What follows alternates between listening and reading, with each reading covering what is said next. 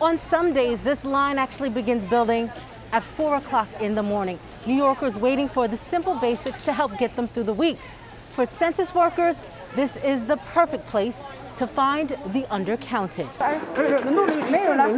Rice, peanut butter, cans of beans. No one leaves here hungry, or no one leaves here without food. Every week in Flushing, the Islamic Circle of North America opens their food pantry. And every week, 500 men and women come with empty shopping carts. Everybody have a bag. Come here. Today, the task of feeding hungry neighbors took on new purpose. Next to each bag of free groceries, census workers were standing by, ready to help people fill out the survey.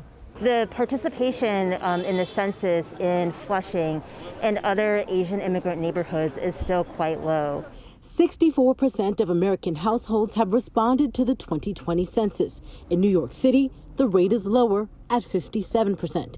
And in some of the city's immigrant neighborhoods, in Flushing, for example, the self-response rate ranges from about 38% to 50%. Jennifer Sun is an executive director with Asian Americans for Equality. They want to clear up the lingering misconception. There is no citizenship question on the census. The survey is available in 12 languages, and information shared on the form is confidential. If someone is living in housing, for example, without a lease, that might be illegally subdivided, that information will not be reported to a government agency. No matter where you live in a basement or you live in an overcrowded apartment, someone has to fill out the form.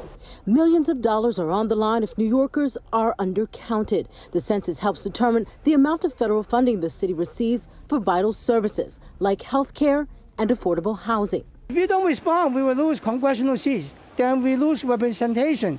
There'd also be less funding for emergency food assistance programs. And again, all census counting efforts end on September 30th. It took me less than 10 minutes. You can find the form on census.gov. Reporting from Flushing, Queens, Ayana Harry, Pix 11 News.